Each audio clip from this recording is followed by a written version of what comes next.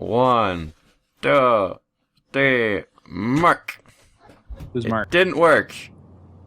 It says it's working, even though it's fuck. What? Okay, there it goes. This is gonna be weird. One question: who's Mark? Yes. Mark lives in a tiny box on the desk, and when you yell at Mark, he turns everything on. That's how recording is done. We call his last name is Hotkey. He's Mark Hotkey. You slam on the desk, you go, God damn it, Mark, do your job, and everything turns on. It's beautiful.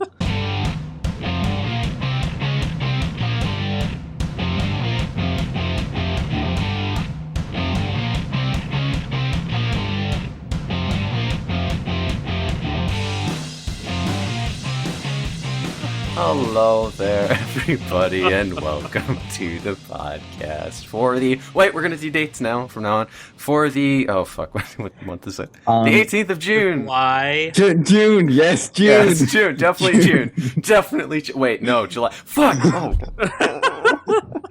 I was so close. What do you think?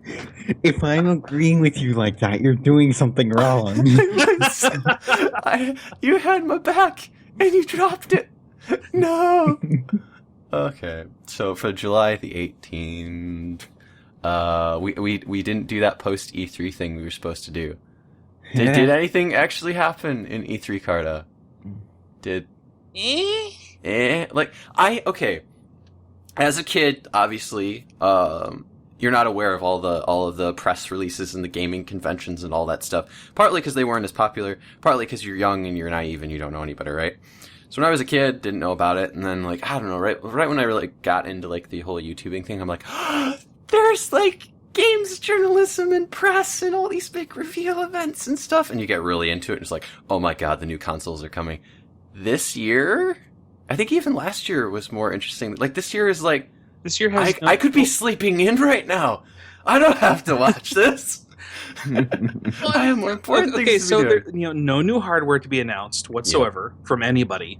Mm-hmm. And in fact, some of the big name guys were kind of almost trying to maybe pretend that certain pieces of hardware didn't exist anymore. Who was that exactly? Cough, PlayStation Vita, cough. What? They're canning the PlayStation Vita? Not entirely. They're not promoting it at all. Is it just the Animu machine? Is it the cult Animu machine that is underground and just all the developers goes, yes, we can put our obscure game on this thing. If you want a Japanese style RPG, the Vita is your machine, guaranteed, hands down. 3DS cannot compete, and none of the big consoles can compete either. Idea. Can we get a follow-up on the PlayStation TV now that you've used it for a while? You've been streaming with it a bit, right? Haven't you done some stuff with it? A little. I haven't done a whole... I've been wanting to stream, but it's just reached a point where I'm just kind of you know what?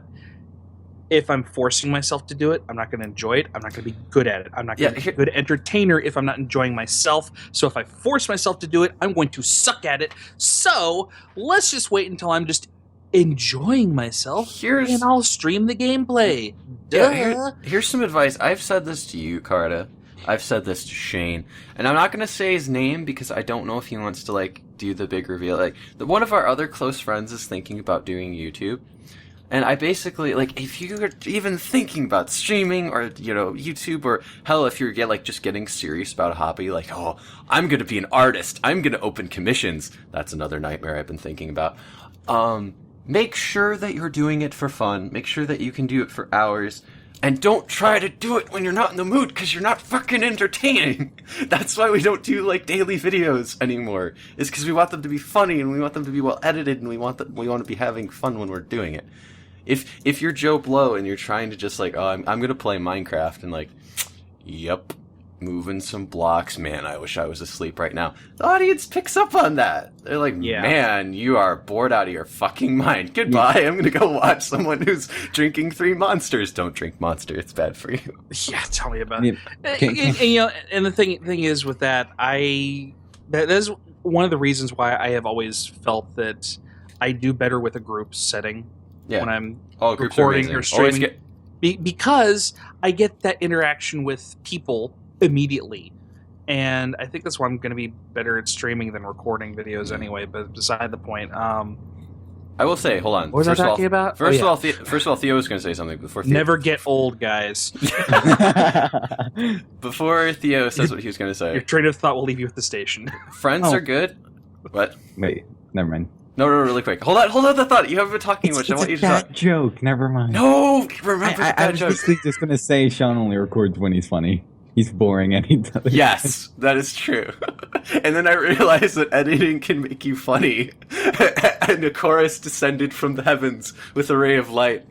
So, first, new video series. Sean edits other videos. And then no!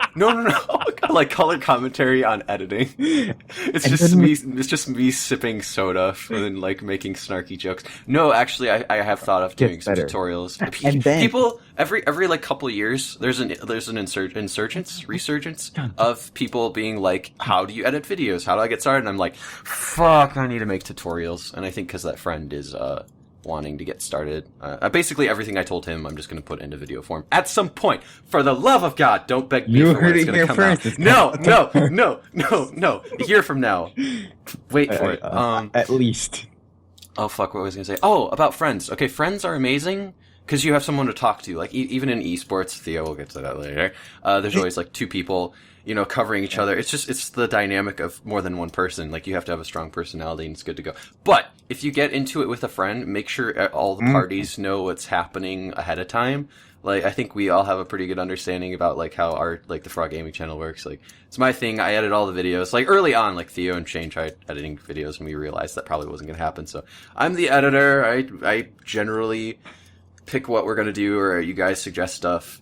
And then, that's how it's set up. And you guys just come in for the fun and, whatever. You can't be... Oh, God. I really don't want to say Faith, but I'm going to bring Faith up for anyone who remembers Faith.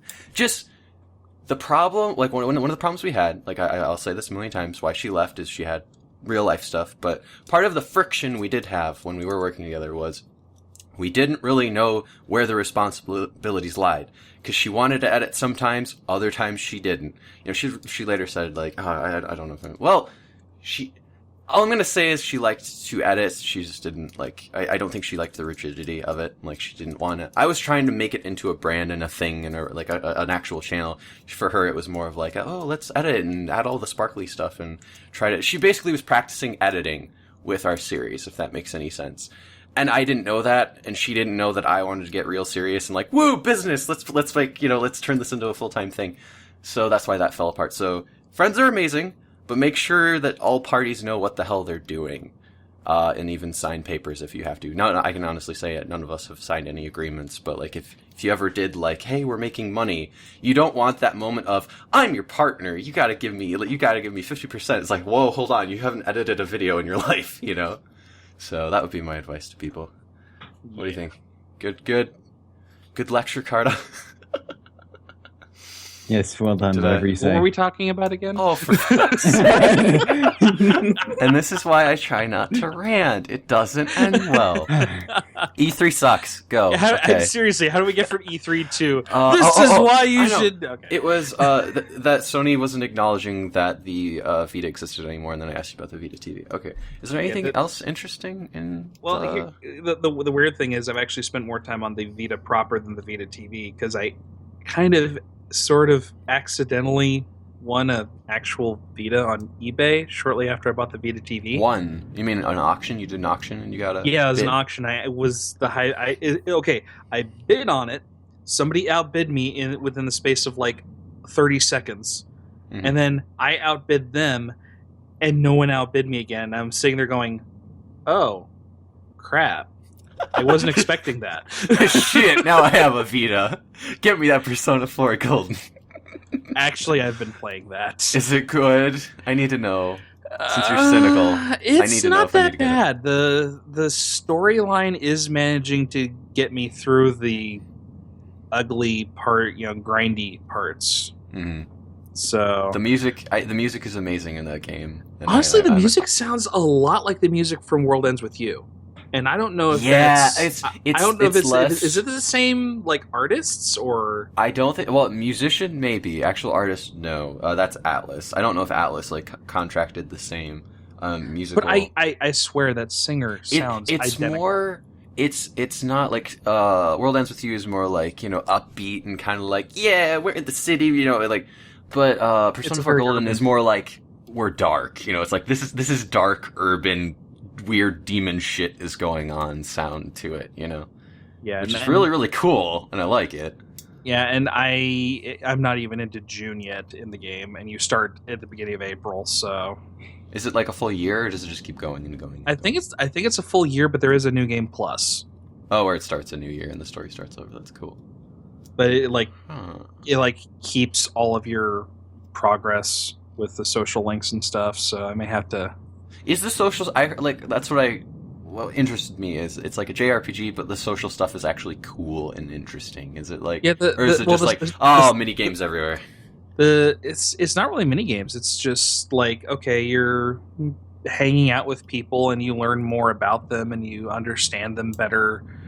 What you basically kind of learn what makes them tick, what drives them, what but it's not a drudgery. The crap they go through at home. It's kind of an interesting little little character driven side plots that have almost no bearing on the main storyline, but it's just kind of nice to get away from that main storyline and go, oh yeah, these are real people with real problems that they're having to deal with. Yeah. So it's a nice breather because I mean basically I can usually get through one of the rescue missions in like 2 to 3 days, and they give you like 2 to 3 weeks. So it's like, oh, we're just waiting for so-and-so to recover now. It's like, oh, well, then I guess I'll just go hang out with this guy and this girl and these guys over here. And, What I was going to ask you, I don't know that much about the Persona series. It's like, is it kind of like the demon-y dudes translate from, like, this is the manifestation of this character's emotion and this year, like, or is it just like not even emotions, more like their psychological hang-ups. Oh, it's like they're like the avatar, they're like spirit avatar of their psyche. Oh, that's cool. That's what I was going to ask is like, does the life stuff actually change like the dudes you get? Like if this guy's like way in a depressed place, does he get like this weird demon guy, or no? It's the not happy so much girl that. gets the adorable bunny, that kind of deal. No, they will level up over time, but the secondary characters, their personas all stay the same. Your character, the character who's you're pretty much a blank slate to. Okay, so it is like a nameless. Basically, that's the point where you get to use whichever persona you want and craft new ones and merge them together. I mean, it's an Atlas game. Of course, they're gonna have a weird fusing and crafting creatures that makes no damn sense. Am I the only one that played the MMO Shin Megami Tensei? Imagine. Yes. Oh, yeah. Sweet Jesus. You guys need to play that.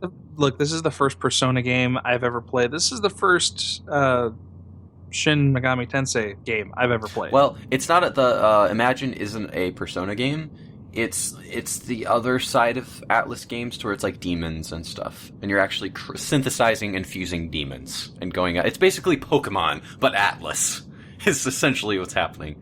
Is Pokemon only really... But you have a race, too. Or not a race, a class. Like, it's kind of like almost, now that Carda, Theo, I don't think you've played, but now that Carda, you've played Mabinogi, it's kind of Mabinogi style where, like, you have all the skills available to you, but the ones you pick build your class, and then you use that class to go get monsters, and the monster fights beside you, so it's that whole thing. Yeah, go check out. That's another MMO we should try. I've actually kind of, I picked it up on a whim because it was available used at the local bookstore. And I had a crap ton of store credit. So you didn't pick it up because I was squeeing over it? Oh. I picked it up on the recommendations of multiple people over the past several years. The fact that TB likes it and it's a JRPG is what, like, I appeared on my radar. It's like, if he likes it, it's gotta be good because that guy's not, like, wasting time. TB, you, actually, I think I don't think it was the Vita version, but the original Persona 4. I think Flash played a bit, but That apparently sucks. I think Golden is what like makes it not shitty. Apparently, that's what I heard.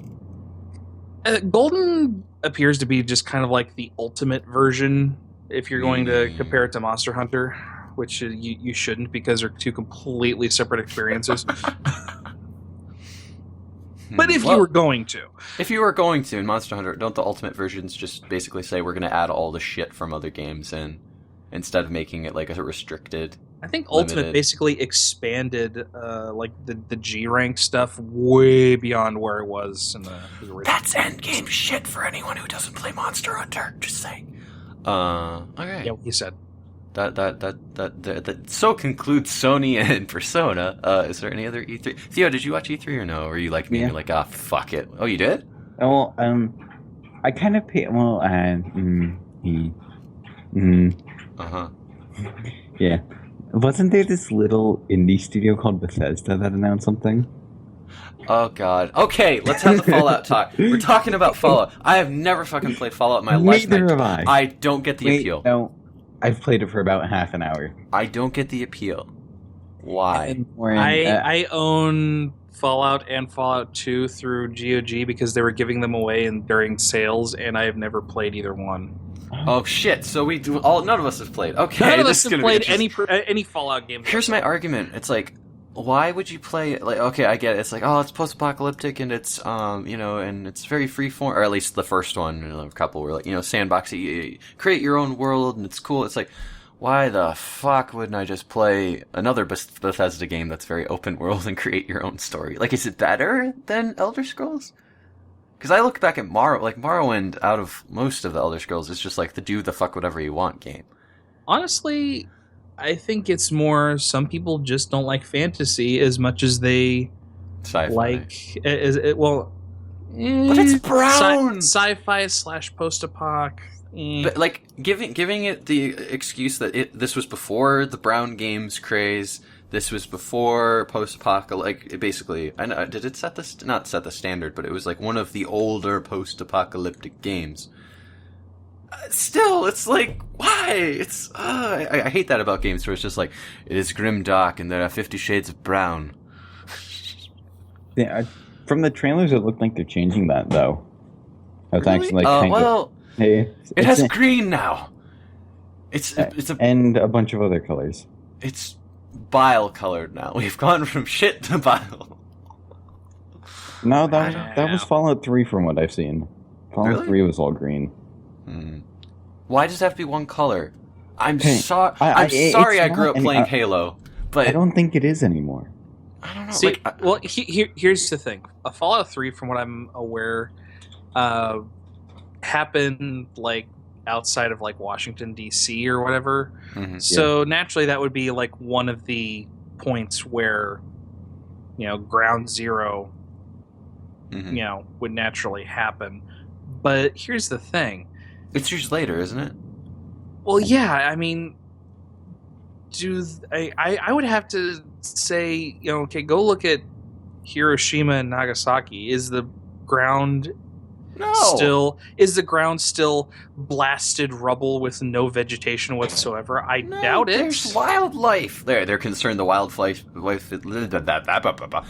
is going to get weird and mutated, but it's practically a park where you can't go in. Actually, wait, no, I think Hiroshima just got to the point where it is safe to go in. You just can't eat any of like the what's wildlife that you eat? And why would you? Trees. No, like cows and livestock. Like any livestock is contaminated. You can't touch it. The animals, you have to like kind of stay away from them. Like they're considered, but you can go walk around. The radiation levels are so low that it is not hospitable, but you can go walk and look around, kind of thing. Like that's what I don't get. Like I've said many times on this podcast over the few years that we've been doing it. I grew up playing Halo. Halo is freaking beautiful. It's very colorful. It's not too gaudy.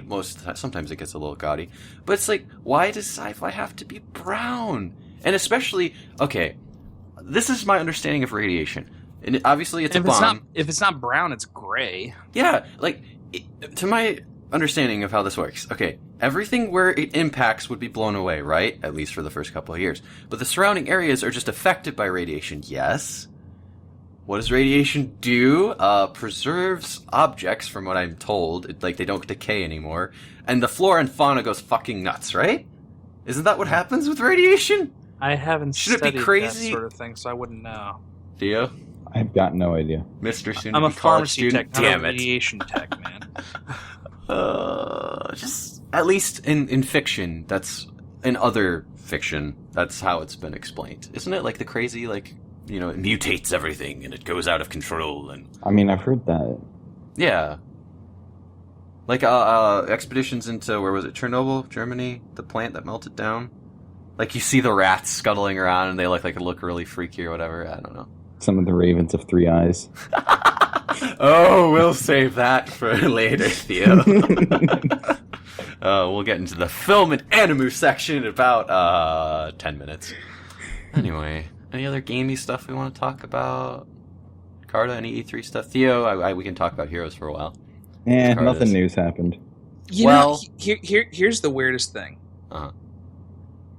As far as like games and stuff, the only thing that hadn't already been announced that even really remotely interested me was that one that looked like post-apocalyptic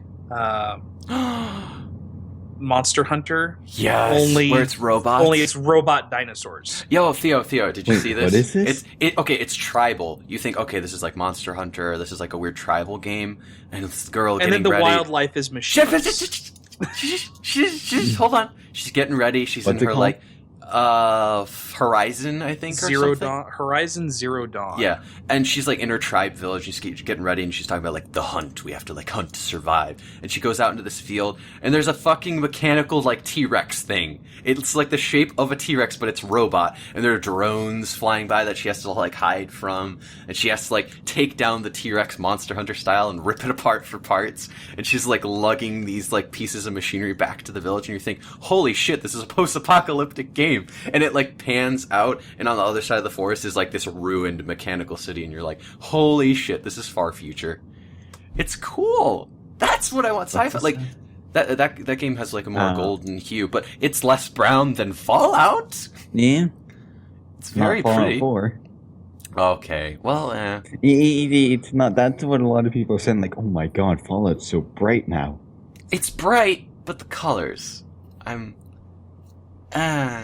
we'll see. Weren't people complaining about some game that was brighter and more colorful? Oh yeah, Diablo 3. Diablo 3? What? When they were in the spin up to release and they were showing off, okay, here's the new Diablo. People were like, "Oh, it's too colorful." Oh, fuck those people. So you know what Blizzard did? What? They made an entire secret level that you have to go to great pains to unlock, and it is nothing but rainbows and unicorns and teddy bears that you can dismember to your heart's content. Isn't it like the cow level, like the secret cow level, except it's just like, Oh, there is no cow level. oh yeah, naturally.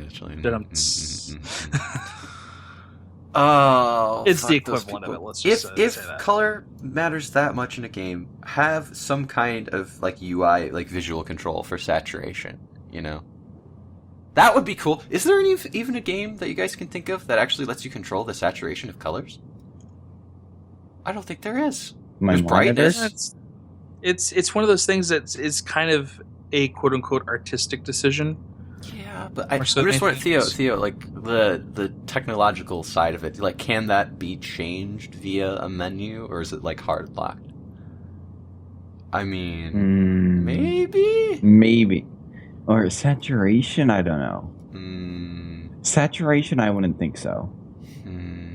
Yeah, At least have tile sets. Be some interesting code if you could There's- change saturation. There's games that have like different tile sets or texture themes though, to where you can just click a button. Like, obviously it's extra work on the developer, but to where it's like, okay, I want the grimdark tile set where all the robots look steampunk, you know. Or you go with like the color. I think what I'm thinking about is like Black Ice, our friend Garrett's game. Doesn't it have like modes? It's like 1980s mode, and it like puts a weird filter over it, or there's like one CRT mode. Yeah, CRT mode, like different. Those, I think those are visual filters, but I think there are a few that actually change the color and the textures a little bit. But I don't know. I'm in camp color, like beautiful colors and shit. Man, it's like you're an artist. Holy shit. Yeah. Or okay, harkening back to the last podcast, look at Tron. Tron has a very interesting way of doing color. You have blacks, grays, and whites, but then you have such like prominent highlights. You can mix color into that. So like, okay, you want like a grim, dark, bleak, apocalyptic future. Okay, do the very like dull colors, but then have something vibrant, like maybe like the tech is very vibrant. And like, okay, like the guns in these games, are like very shiny and beautiful, and like it punctuates. It's visual punctuation is what I'm trying to fuck. Is what he's trying to fuck. Yes. Yes, get right up in that color. Anyway. This is why I don't swear, people. It's way too easy to take it out of context. I was talking to Shane. It would be so funny if you, Cass, and I made like a kid, like another like Let's Playing channel, but like more kid oriented. And I like have my whole shtick still, like what I normally do. It's just I would have to substitute every curse word with another word. Yeah, you would. No. I mean, that's the beauty of it. It would be that much harder because I like a split second I'd have to think of what curse word I wanted to use and translate that to sassafras or fudgesicle. I don't like fudgesicle. I believe the technical term, according to some of the streamers I watch, is frickafrack. Frickafrack's good. Fudgesicle, I don't like fudgesicle. Fudge in general is not a good fuck. Oh, what's Mark say? Well, Mark Blair. Well, there's what I always do is I just kind of turn into this unintelligible. Yeah, but that can only be used so much until it gets old. I think what Markiplier does is, what did he say? It's not fuck it, it's for duck it. I liked that. That's pretty catchy. Turducken? For duck it, yep. Or could that be confused? Anyway. What do you want? What you doing? Short-wind design in the turducken. Yeah, they seem like real underachievers there. Then you take the turkey and you put it in the cow. Put all that in a bigger turkey. 2 turkeys. Hey, it's Thanksgiving. It's still one of the best red versus blue shorts ever. I thought that sounded like Sarge. I wasn't sure where that came from. I still haven't watched Red versus Blue. Shoot me. Done. I have an entire season to catch up on, so It is glorious. It's Theo's fault, by the way. He was going to watch it with me and then stopped. We watched season 1. Did we? Yes. Did I finish? No, I didn't finish. You haven't seen like any of the old stuff either? No, I've seen the old stuff. I haven't seen any of the new stuff. Oh, okay. I think, yeah, did I get to the whole part? Oh, fuck, spoilers. Is it really a spoiler if it's that old? I mean, our audience probably hasn't watched It's been over 10 years, so I would say I'm not sure what the statute of limitations is on that. I think, like, isn't church... anything but chorus is... Who? The fuck? Seasons 11, 12, and 13. Oh, okay. I think season 1, the whole thing with church, I think. Doesn't something happen to church? That is hilarious. There's a few things. Yeah, that was the whole, like, the last thing. Church and the one girl. Church it's like Game of Thrones. Why? Why does it have to be like Game of Thrones where you have to skirt around everything, but it's super obvious what you're talking about? It's... Want to talk about Game of Thrones? That's kind of against... No. Theo watched it. You have to. You have to endure. Season 4. He's on season 4. He's marathoning it. I'm done. so proud of him. I'm so proud of him. Okay, Carda is in the boat of it's just fantasy boobs. I'm in the boat of it's a frickin' good book with complex politics and fun stuff. Theo, now that you've watched it, now that you were kind of about it, what is your stance on the Game of Thrones topic and franchise? Lots of dead people. Oh my god. That's not an opinion. Well, yes, it is. It's a deduction. That's not an opinion on the franchise. Yeah, actually, that wouldn't be an opinion. That would be a factual statement. Yeah, it's like, what do you think of it? Like, is it just like over glorified? No, it's good. I would like to point out that all of that topic of thing that you see in the show is very toned down and usually blacked out. If you notice the lighting, they always, like, you never see stuff. It's just like, well, okay, some, depending on the gender, you see more than the other. Yeah. But, for the men, it's always like in the shadows, waiting to strike. But, yeah, it's, I don't know. There's Carda. lots of silhouettes. Yeah, silhouettes, that's the word I was looking for. But, yeah, I don't know, like, what I like about it, without spoiling it, I can say this without spoiling it. There's the politics of two different regions. One is like very... No, it's very fractured. Hear me out. No, hear me out. One is very fractured and there's tons of factions. One, it's like one character that you're following around who's very, very powerful, and it just kind of focuses on her and, you know, in a different continent. And then that's the political arcs. And then you have the supernatural arcs. That's... all of these people are frickin' ignoring. It's going on in the background. You, the viewer, know it's going to happen, but they're too dumb and ripping each other apart to give a shit. That's what I like about the show, I think. Even if the writing gets a little... in parts. Some of the kill quotes are glorious, though. Yeah. Those. Yeah. Littlefinger, I think, is Theo's favorite character. Who is your favorite character? I guess, is the question. The one everybody likes, probably. Well, I don't know. Tyrion? Yeah. Okay. Who's my favorite character? Oh, holy shit. Oh, I told you. I like Littlefinger and Varys for reasons. Yeah, they're both good. But like favorite character, it used to be Arya, but she got really bitchy. Like even in the books, she's bitchy. No offense, Maisie. Keep in mind, I also haven't seen season 5. Yeah, no offense, Maisie. You're doing amazing playing her. Just like oh my god, that's a pun. What? How's somebody's it a pun? Gonna find it. Somebody's gonna playing her. What? I don't. Whatever. Fuck. I'm dumb. Moving on. You said amazing. You're doing amazing. Why did you have to explain the joke? What? I don't know. You could have just let him stew over it for hours. I don't get it. I'm dumb, okay? He doesn't get it still. That's the best part. Okay, moving on. It's okay, Sean. You'll catch it in editing. Damn it. Future Sean, you're such a fucking moron. Wait, what are you yelling at Pat? You just yelled at yourself who's editing the video. Exactly. It's very meta. I do it occasionally. No, but the future Sean had nothing to do with it. If anything, it's past Sean yelling at future Sean. Well, we're kind of having a back and forth conversation. We're very angry with each other. I'm probably sipping tea angrily and glaring at a cat who just wants his dinner. Anyway, So, tabletop games. Any good recent? I was gonna say. Fuck. What was I gonna say? Yes. Yeah. But Warhammer Fantasy is dead. They killed it. They fucked it up. It's now Age of Fuck It. Sigmar? Yes, Age of Sigmar. This is interesting. No, I wanted Shane on the podcast, but he's not feeling well. He'll be back on like next week to whenever we do this again. Okay. Wait, for anyone who's doing a podcast in a week. Holy shit. Whoever isn't familiar with Warhammer, a tabletop war game, I think we've talked about it before. There's the Lord of the Rings one, which I think they're selling and giving to a different company after all these years. Games Workshop, mind you. Warhammer 40k is staying the same. They're not touching it. It's still a money-making machine. My god, it pisses me off. Because I like it, and I'd love to play it if it wasn't so damn expensive.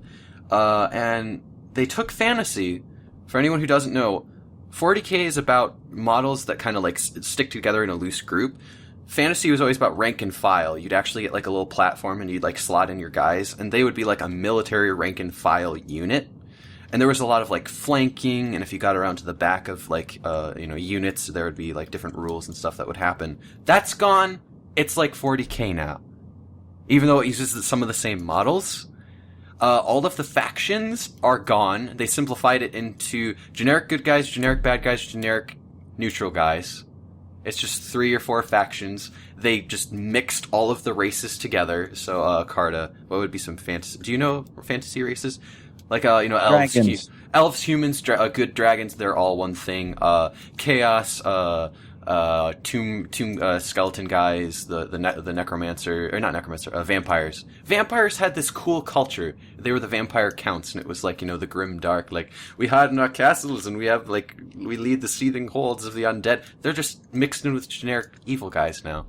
And even the lore got dumbed down. Apparently, in a world where the world already ended and restarted in chaos, it has ended once again. So dumb. Yeah, it's like... Well, I can see why they would want to do that, to sort of like, drum up interest in the fantasy side of things again. At the same time, from what you're saying, it sounds like they did a really crappy job of they got it. Transitioning to... And, mind you, here's the kicker. The rulebook is free, Carda. Games Workshop made a game where the rulebook is free. Guess what? It's 4 pages long. Seriously? And there is no cost for units. You can literally bring everything you own, and it is fair. It is literally a buy-to-win game now. What? They have said they're going to add more free pages to the rulebook, but the air quote core rules are 4 pages long. My God, I would love for a free rulebook in like 40K. Bear in mind, for anyone who doesn't know, the 40K rulebook is $50 and they change it every 2 damn years.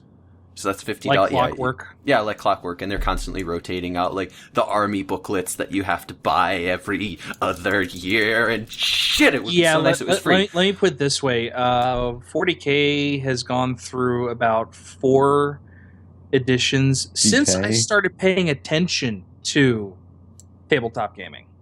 Exactly. They did a good thing by but they killed their franchise. It's like, you could have left fantasy the same. You could have left all 3 games exactly how they are, kept ripping off people off with your prices, just said, hey, all of our literature, all of our rulebooks, all of our army guides, they're online now. You don't have to pay for them. Do you know how many people that would bring in? That's $75 you don't have to pay. iPad, yeah, that's $75. Well, printing out on the computer is still a thing, Carda. Or writing it down. Like, me and Shane used to write our army lists. But still, I mean, just being able to take it, put it onto a Kindle or an iPad or anything like that, and have it all right there, and you can just, flip and free through updates as you like. I mean, that would have been a thing. Okay, Theo, let's say, Theo, you are a new 40K player, right? Let's just say you want to get a basic army, nothing too big, not like the, gajillion guys in a gigantic box. You just want like the medium-sized box. It's like, you get a hero and maybe like 2 things of troops. Well, you're going to need the rulebook, and you're going to need your army guide. Okay, rulebook's $50, army guide is $25, and the starter box, another $50 to $100 for whatever starter box you get. So maximum, you just spent $175 to get into a game. Bear in mind, these models are not set up for you. You have to assemble them, and unpainted and primed. So you have to buy paintbrushes, paint, primer, glue, Windex if you fuck up the paint job and need to strip the paint off. So you're roughly around the $200 to $300 mark, depending on how you do this, just to get into a game. And in 2 years, you're going to have to buy another rulebook and another army guide for $75. So how do you feel? How do you feel about yourself right now? Well, time to find a mod for Tabletop Sim. Exactly. Now, imagine, what if you didn't have to buy the books? What if it was just, like, $100 just to get some basic materials and a few guys to play with, and you can get the rules online? Would you consider that? And they're practically future-proof. There might be a chance that they might make your guys obsolete. They don't exist anymore. You could play them in legacy rules, but it might not be for like a couple of years, like quite a few years. Yeah, I'd be more willing to do it. Exactly.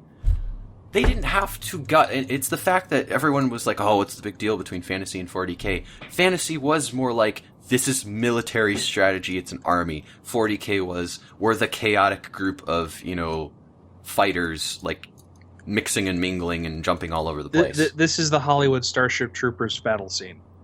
Yeah. Fantasy was more like you had blocks, and it was actually really cool, Theo. I never got enough guys to like do a real match, but watching it played, it's like you have these you haven't watched Lord of the Rings, have you? They make trays and stuff too. Yeah, did you watch Lord of the Rings, Theo? No, I haven't. Oh, and Star Wars. God damn. No. I've seen Star Wars. So, only the prequels, right? No, I've seen all of it. Okay.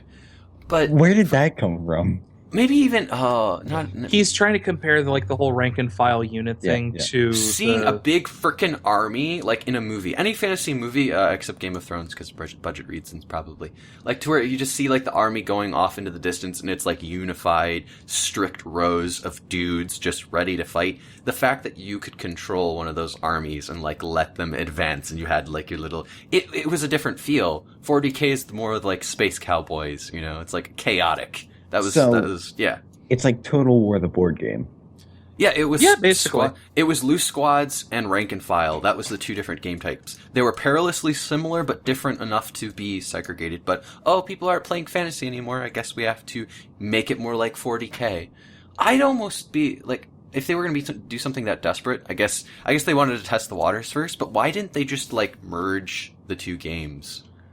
Just do like some kind of crazy like there were theories that both worlds existed in the same universe anyway, because there are like subtle references and like the gods and deities like kind of mingle over. It's like, why wouldn't you just mix it into 40K somehow? Time travel shenanigans. Yeah, or well, now they probably will have some kind of crossover rule set now that the rules are so simplified and more like. I think it's even dumber than 40K. 40K. Well, first of all, these games had the rules. I will admit the rules were way too damn complex. Like you had to learn. Like you could not just pick it up and play it. You had to be taught, and you had charts, and you had to cross-reference how shit worked. You Theo, as an example, like you roll to hit, roll to pierce armor, see how like compare it to the opponent's armor. And then see how much damage is done. It's like there's 4 or 5 steps just to like one-sided combat. And that's why I decided to stick with skirmish games. It needed some revision, but they killed it. It is why I'm saying this is I'm tempted to try it because it's actually intriguing me. But out of the same principle, it's like you killed the game I actually had an interest in, but it was too expensive to play. Like instead of taking the game and making it cheaper, they wrecked it. Is what I'm trying to say. Because it's GW. Thoughts. They've got a habit of that. What say ye, Rest brethren? in peace. Rest in peace. I've got almost two complete factions of Relic Knights, and I haven't played a single game. I haven't had any opponents that wouldn't be a complete pushover because I'd be teaching them the rules. Does anybody else at your game store actually have models or no? Yeah, I mean the store's been selling the models that they have. It's just I've never really managed to time it to where I can play. Not to mention most of my stuff isn't painted. So it would be like me with like my one piece that's painted and everything else is still base coat primer. I was actually going to offer that if I ever came and visit, just like paint all your miniatures for you as payment. As payment for staying. I'll paint some miniatures if I can crash on your couch. Yeah, that seems fair. I might be willing to take you up on that, actually. Yay. Because shoot, I've got Relic Knights. I've still got Malifaux stuff I haven't painted. Malifaux interested me. See, here's the thing. Malifaux's rule set switched over, and a lot of people dropped it. Oh no, that's not good. A lot of people dropped it because they didn't like that it was getting changed.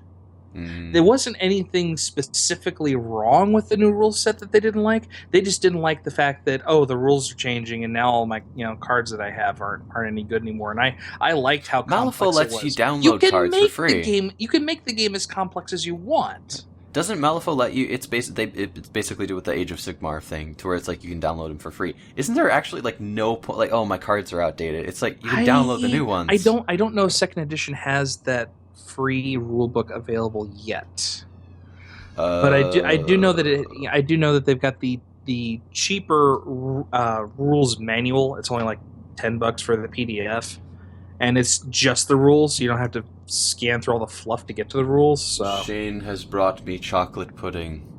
Praise you, Shane, you beautiful human being. Go on. Sorry, I'm gonna eat this pudding.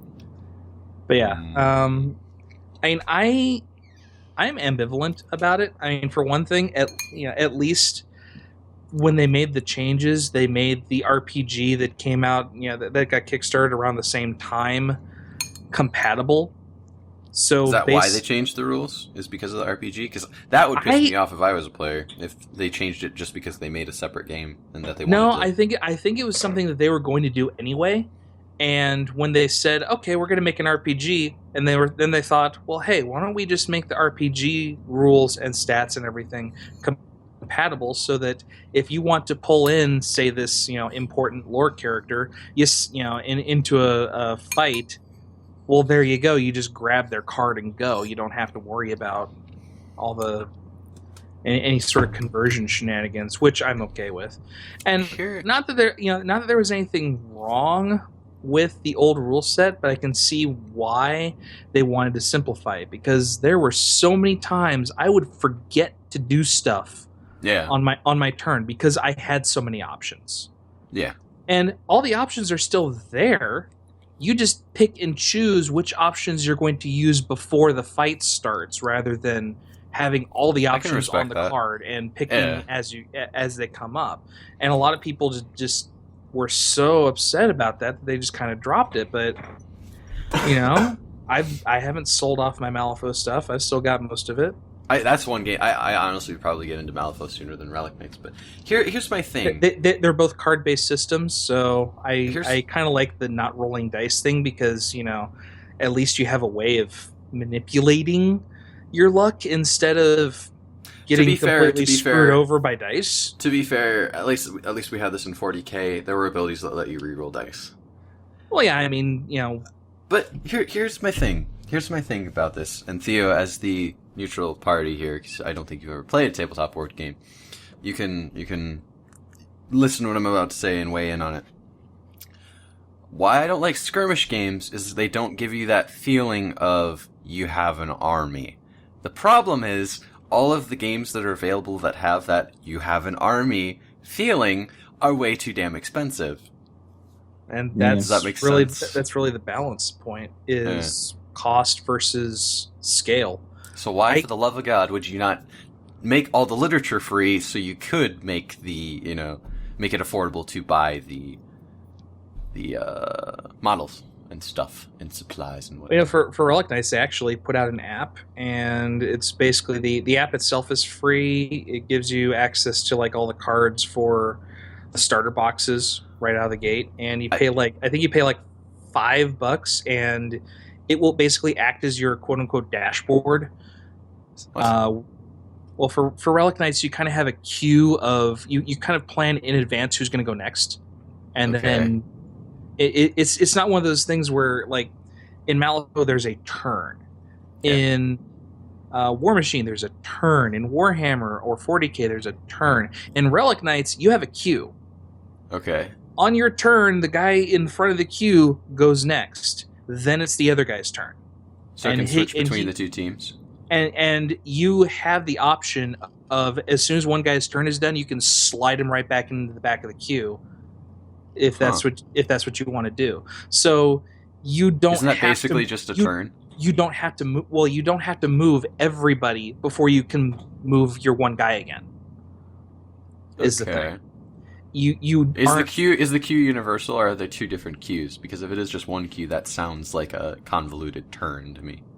Well, no, it's there's a queue for each side, and you are planning out which are the next 2 or 3 or 4, depending on how big the game is, units are going to move next. Okay. When your turn comes up. So you still have a turn. You have turns, but it's not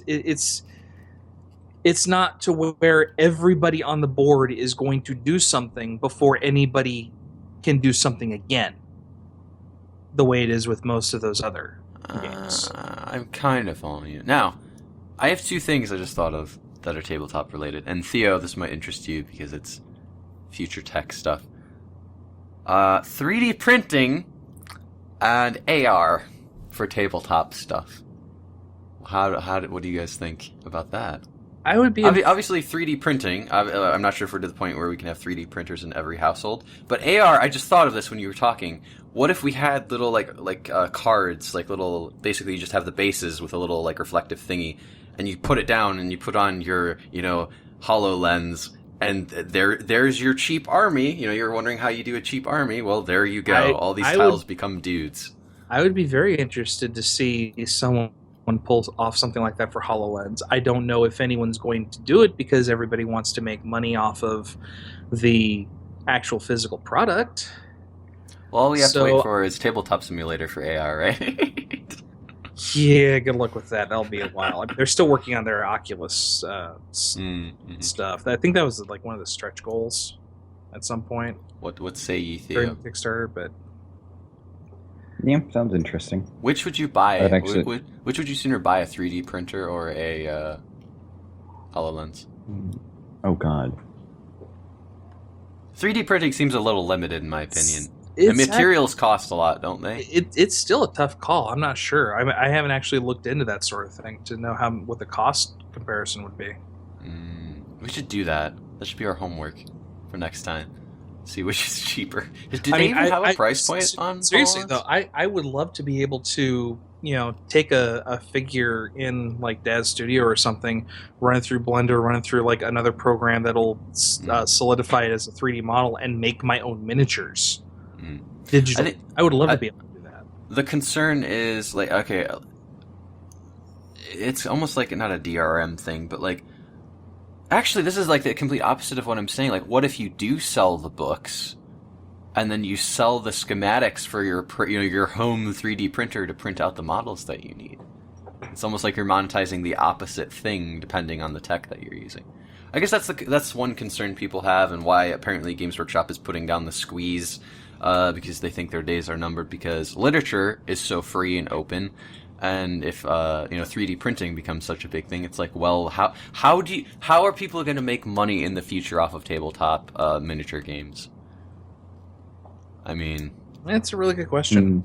Digital, obviously, everyone's making digital card games and stuff, and AR, like I just said. Oh, AR card games. Oh, I would love it. But if you aren't a digital developer, like how do you still make money with that? Is it even possible? Because once you give someone a file, there's nothing stopping them from giving it to somebody else. That is the problem. Is it the end of days for hobby stores? Well, not hobby stores, but honestly, I doubt large manufacturers. Well, here's the thing: the manufacturing process that is currently used for miniatures is still much more precise and exact to the artistic intent than a 3D print. A 3D print is always going to be 3D print is almost always going to be rougher. Have you seen the new one where detailed? It makes a spongy ball? It makes like a weird, it's got like how to put it? Hexagonal holes. And how big is it? What? Yeah, it's one of those spongy ball things. Like it's almost like, it looks like a bouncy ball. It's like a wireframe bouncy ball, and it makes it line by line. It doesn't make it and then carve it out. It's like it looks like it's pulling this like plastic frame out of a pool of liquid. It's really cool, and it's pretty precise. I mean, it's getting to the point where that might not be the case, Carda. I don't know. Maybe, but those might cost more. I haven't looked at how much 3D printers cost, but yeah, it's not something I've done any research on either. But it'd be interesting. Yeah, Again, let the man talk. He has barely talked this whole time. Sorry, I've got a lot to say. HoloLens, you can't really have people watching on a table either. They need to have their own version of a HoloLens. Yeah, but hypothetically, what if it shrinks a bit more? Like, what if they refine it and make it smaller to where it's more like glasses, and everyone has a pair? What if it becomes like a phone, to where like we thought smartphones, you're like, oh, they're so expensive. Everyone's walking around with damn PETs. We're in the future, guys. I mean, that kind of thing is possible. Yeah, I think 3D printing's going to come first, though. You think? Really? Yeah. Really? There are people who would prefer to have the actual physical model on the table. Well, yeah, obviously the painting side of it would always be a demand for physical models, but I don't know.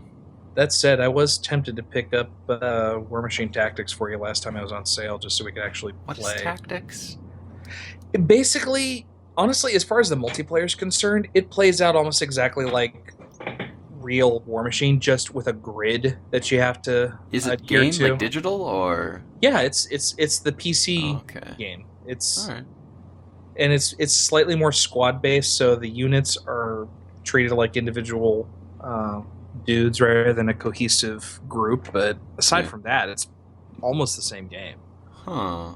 From what I've played of it, so that's the problem. Is there's so many good ones, and that's another thing we could talk about is how tabletop companies are afraid of doing digital stuff.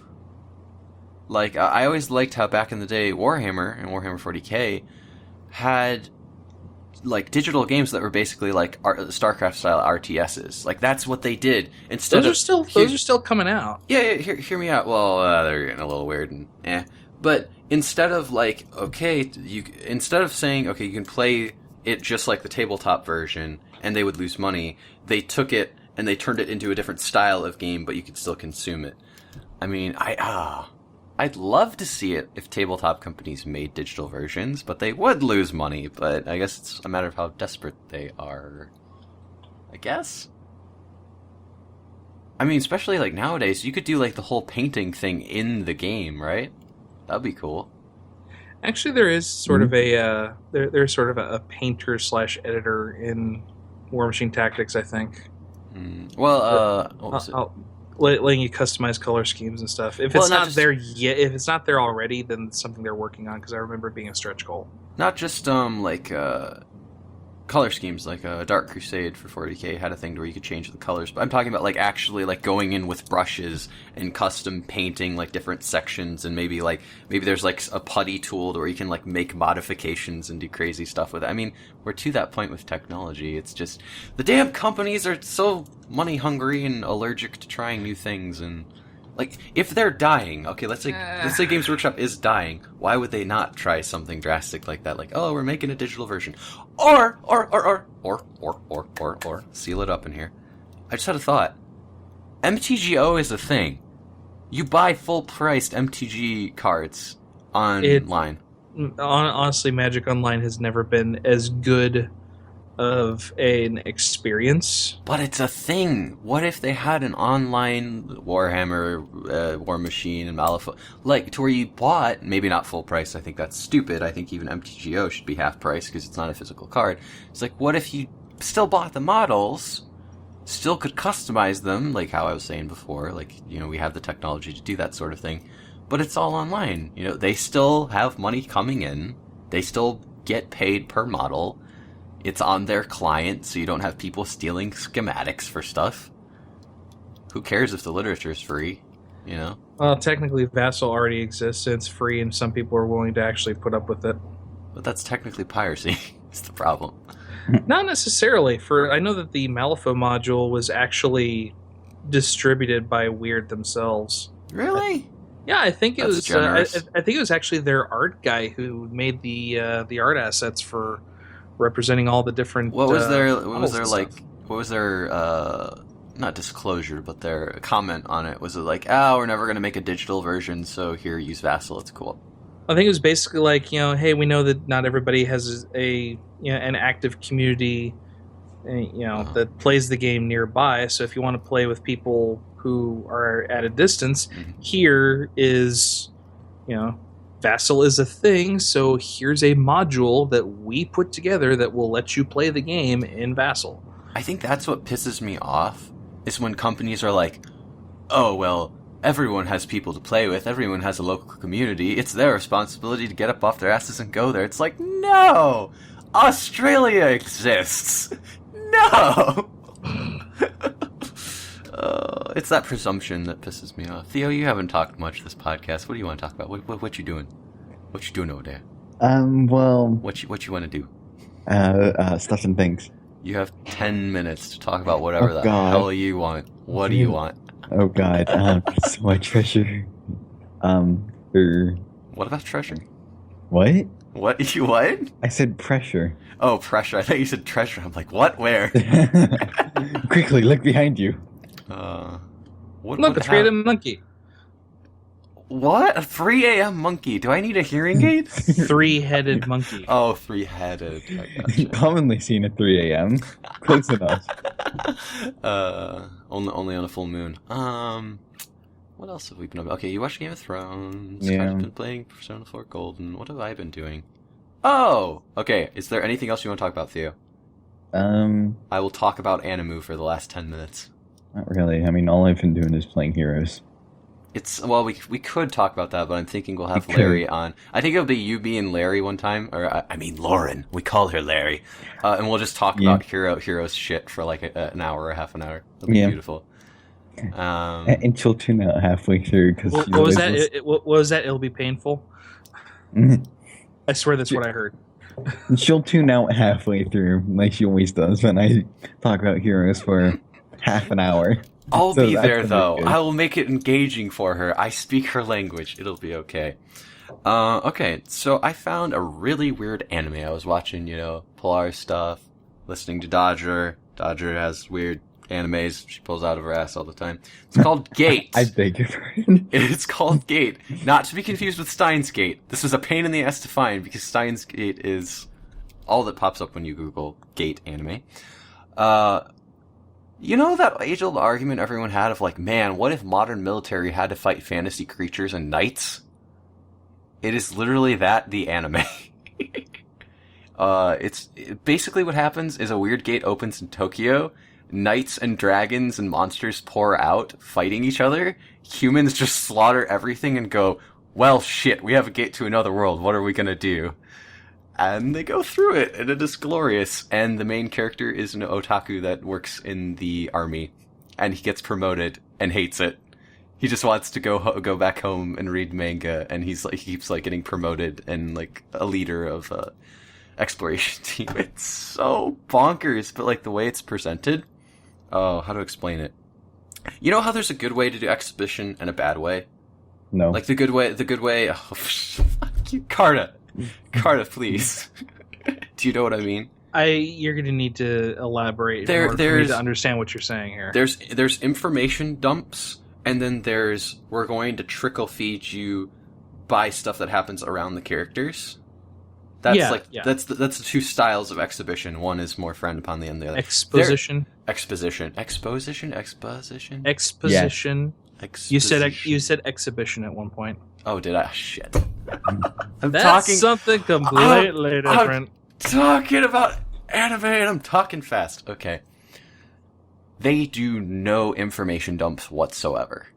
They do like the cutting to news clippings, and you're seeing like news feeds, and like the most they do is they'll cut to black with words on the screen that say like 3 weeks later, or like what's going on, like the attack has ended, and it'll cut to like people, and all the information you get fed is either stuff that's happening around the main character or stuff that's going around the city and stuff. You literally have no information dumps, but you collect everything that's going on just by seeing it. Oh, it's so good. It's so good. And it's hilarious seeing, like, modern military tanks fighting dragons. It's so good. Oh, man. Am I the only one that has, like, dreamed of this to happen? Is this seriously just me? You guys haven't thought of that before? Everybody has, Sean. Okay, thank you. Well, they finally did it. It's glorious. Go check it out. Gate, it's amazing. Episode 4, that fire dragon fight. Beautiful. Rocket's OP. That's all I'm going to say. Anyway, should we stop? I'm sweating. Oh. They shut my door. I'm dying in here. I'm burning. Terraria had an update. Oh, fuck, now you think about it. I didn't have to try to stretch it out. Oh my god. What? Right. I'm gonna have Justin, Eric, and Susie on here, and we're gonna have the most Animu Pondcast there ever was. You assholes. You unbelievers. Okay, talk about your Terraria. Go ahead. I remembered it when you were in talking about like explosions or something. Oh yeah, talking about Dragon. Oh, exposition. Rocket launcher OP. Yep. What? Rocket launcher OP is what I said. Oh. I was thinking of that joke about exposition and not being able to pronounce it. You missed it. What? I don't. Precisely. Okay. Terraria, go. Go. Well, there's moon people. People. They're yes. You fight the Moon Lord. It's ridiculous. What? The bosses make no sense. He's already got to the end of the new end game. Lovely. Well, I'm sorry. There were servers up on the first day that, like, the update came out. I'm like, okay, who's playing Terraria? I was waiting on Creeper Host to actually make it accessible. Dang it! I'm not blaming you. I'm telling you that's why I haven't been able. That's why I've finished everything. Tell me, like, explain in words I can understand as someone who has never played more than 10 minutes of Terraria at a time. There's more. What? There's harder bosses. Harder bosses. Minion Master is a class now. There are classes. There's armor. There's armor that gives you. There's like before it's like a helmet that's like, oh, this makes you better at sword fighting. This makes you better at ranged fighting. It's like different armor sets. I just call them classes because that's what they are. Okay. They added throwing damage as a damage type, so now you can have a actually they added stats to the ninja set. So it's not just a vanity set anymore. It actually makes you better at throwing items. Oh, yay. So it's like how Minion Master was before this update. Completely worthless. I'm gonna... Incidentally, on the map that I set up, I have been cannibalizing all the good loot out of my old maps. So and Lauren's been bored, so she's been building. She keeps triggering bosses by accident. I swear, at like 12 o'clock in the morning last night, I hear, "Oh shit, Blood Moon." I'm like, "Oh, Larry, why? That was this afternoon, dude. Was it? Oh my god. Yes. Well, I woke up at 2 o'clock in the afternoon. I had a rough night. But I'm gonna make a weird comparison. Is Terraria just basically Terraria? Fuck, I don't care. Terrarium. Isn't it basically this is gonna sound really weird. I'm gonna sound like Matt Pat for 5 seconds. Isn't Terraria basically just the same thing as Dark Souls? You are literally going around getting prepared to fight bosses, and that is the whole game. Yeah. Is you fight bosses. Yeah. Barely any story. There's it's like Minecraft. Think of it. No. Here's what it is. It is a sandbox Castlevania game. Okay. Except Castlevania, you go around and explore the world and get better gear to fight bosses. Maybe? After which you can move on to the next boss. But you are crafting and building instead of getting That's unlocks. where the sandbox bit comes in. I can get that. Yeah, side-scrolling Castlevania. Or Metroidvania. Side-scrolling. Fuck. You know what I mean. Yeah, I can go with that. Yeah, it's a sandbox Metroidvania. Okay. I got you. So what you're saying is Dark Souls is a Metroidvania? I've never played Dark Souls. I can't really say for sure. From the little bit I've played, I believe it is more linear. I think there's an order that you have to fight bosses in, or even if you don't, it's harder if you do them out of order. I don't know. Dark Souls was weird. I got lost. I'm sorry. Like, there's an apparent direction that they send you on, but it's like, oh, it's open world. You can go back to wherever you want. And I'm like, I have no idea where I am right now, you know. I'm not going to lie. I'm kind of looking forward to Bloodstained. Oh, yeah. We talked about this before. Yeah. From what I can tell, it pretty much is Metroidvania. I've been watching extra credits. That's what it's supposed to be. The two guys go through it. I'm just curious about what the actual game is going to look like, because they drew what the game is supposed to look like, but it's not going to be like exact. You know, there's going to be that disconnect, and I want to see what the actual style is going to be before I'm like, whoa, it looks beautiful. Yeah, it's probably going to be some time before that happens. But yeah. On the topic of Kickstarters, have you seen that Concept has a new Kickstarter up? Who's Concept? Keiji Inafune's new studio. It's called Red Ash. Wait, why do I know Keiji Inafune from somewhere? Mega Man. Oh, because they're not done with Mighty Number 9 yet. They want another Kickstarter. Well, here's the thing. Red Ash. Move the D over. You have Re-Dash. They are making a spiritual successor to a Mega Man Legends game. Okay. And here's the weird thing. There has not been a massive surge of interest in this game. It's been up. It's not hit its funding goal yet. Because people are a little ticked off by Mighty Number 9. It's not quite what they thought they wanted. The game's not out yet. How's anybody going to know? The demo that you can play that the backers got, and by the look of it, that backers got. Yeah. The backers were expecting something that we're not expecting what the game was intended to be, from what I can tell. Yeah. But I didn't back, so I can't say for sure. Here's the thing, though. I can guarantee you that this is not going to have the appeal that Legends 3 had. It's not going to have the demand that Legends 3 had. Why? Because the story. Yeah. It was the story. The second game, and I've never played either of the first two games, so I'm just going off of what I've been told frequently. The first two games ended on a massive cliffhanger that was never resolved. So when Legends 3 got announced for 3DS, everyone was cheering, and then Comcast. Well, Capcom's been acting like Comcast lately. Yeah. Oh, shots fired. Pew pew pew pew. And Keiji Inafune was kind of like, you know what, I'm going to go ahead and go do my own thing. And then Capcom was basically, all right, all these games that were tied to Mega Man, yeah, we're just going to cancel them. Oh, but now that my number 9 is about to come out, they're like, oh, crap, we need something to make sure that people pay attention to Mega Man again. Quick, put the first 6 games and wrap them all up into a nice little bow and stick them out there as a what was peace it? offering. Legacy collection. Yeah. It's not even all 8 classic games. It's the first 6. What the heck, all of them Capcom? would actually be worth it, especially like someone like me or Theo. I assume you haven't played them, like who have never played it before.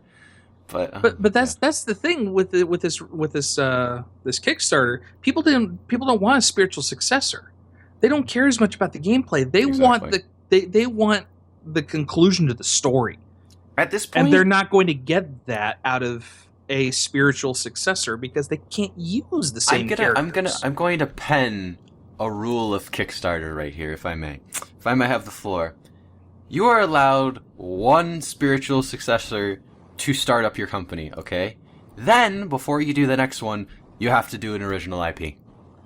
Just out of faith. You cannot just go like, oh, I'm going to remake all the old games I've made before because I know I can make them.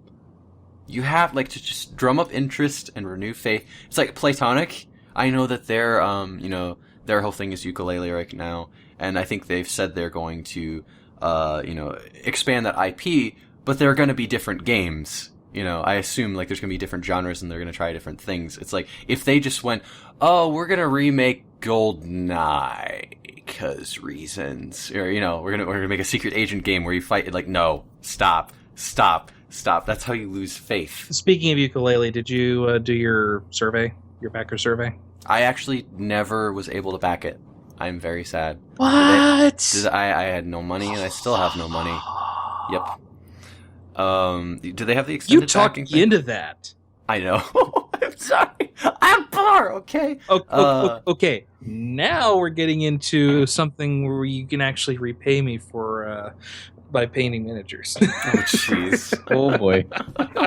Oh, jeez. You're welcome, Sean. Thank you, buddy. But do they have the whole extended thing? That's another weird thing, is like paying past a Kickstarter. I think that should always be an option. For Yooka-Laylee, no. Actually. Shit. It did not. They do not have any sort of like post backing overpay thing, from what I can tell. They did the not sleazy thing the one time I wanted them to do the sleazy thing. Damn it! Is that really sleazy though? I think. Hang on. Let me go look. Because I'm not positive on that. I think it's cool. Like, I think Kickstarters should end. They shouldn't be extended. But I think there's no shame in how, like, on your own website saying, "Hey, we have these different levels that you can buy." I think there's no shame in, like, using that business model of levels. You know what it reminds me of? It's like back in the day. I'm not sure. Around here we have like public television network that's run on donations, and they have their drives, and they're like, oh, at the $5 level, the $10 level, and the $100 level, you can get the DVD of the program and a cup and a science. No, seriously, sometimes you get a mug or like a sweater or like the deluxe edition. It's like different brackets. That's basically what Kickstarter is, but it's like, why would you want the support to end? There has to, I understand Kickstarter, the service, doesn't want the liability of like this huge amounts of money coming in, but there's no reason for people not to adapt that business model just for stuff, especially if you're trying to drum up funding for a game. Hey, Sean, you could use all the money you want. What? Sorry, I was wrong. PayPal is still available. Link me, bro. Link me. I don't see a link. Hang on. Jeez. Wait for it. I'm ready. I'm prepared. My inbox is ready. Thank you. Now, does this end, or will this just perpetuate? They did say limited time, so it's probably going to end at some point. But shit, I don't see any sort of Hang on.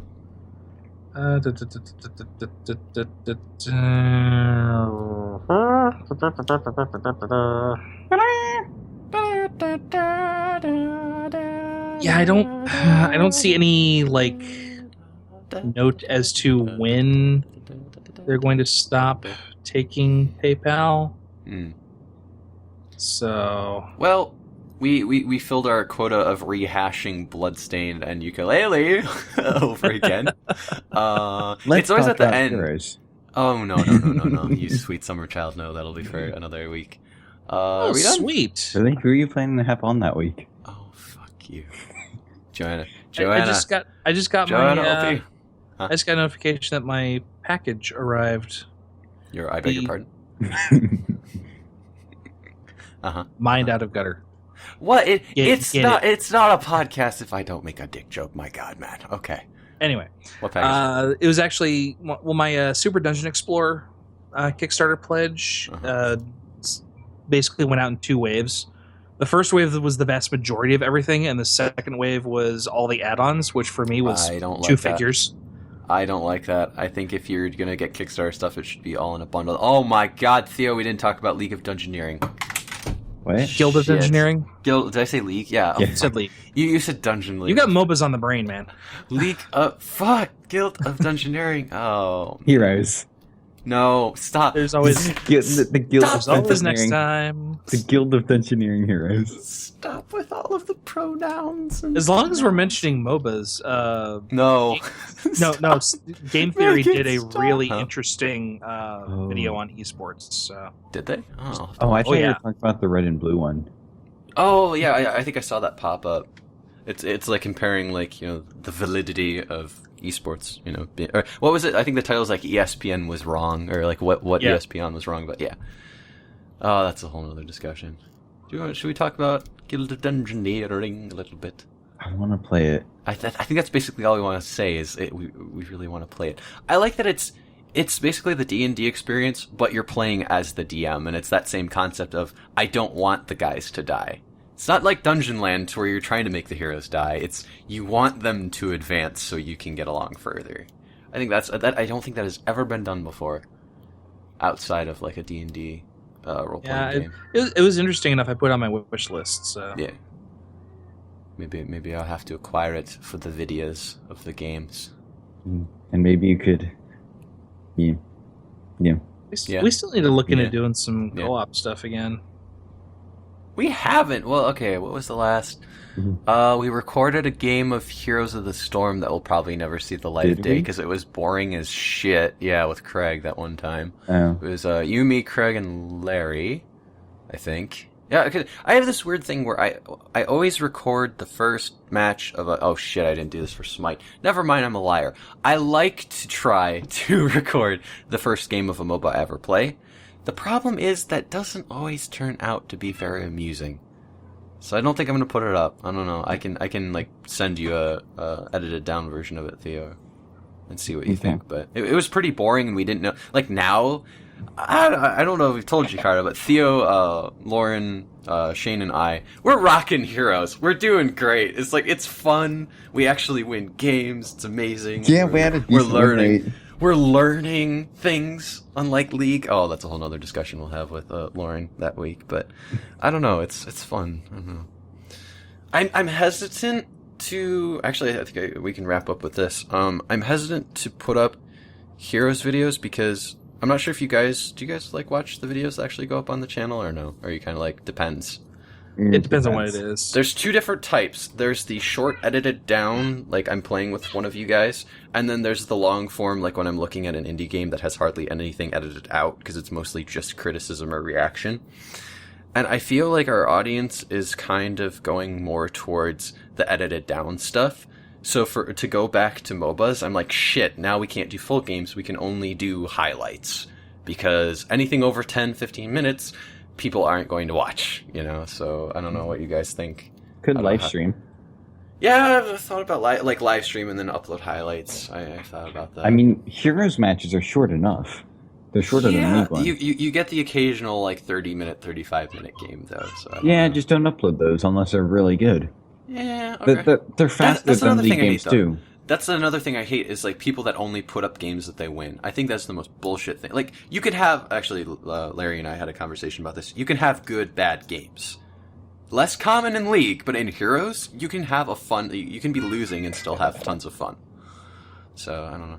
Let us know down below if you would like. Oh, sweet Jesus! Here's of the Derp videos on the channel, and we'll. If you're going Heroes of the Derp, count me in because that's going to be me 90% of the time.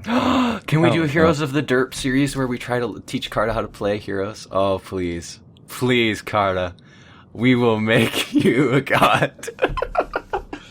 And by God, we mean slightly decent. Yes.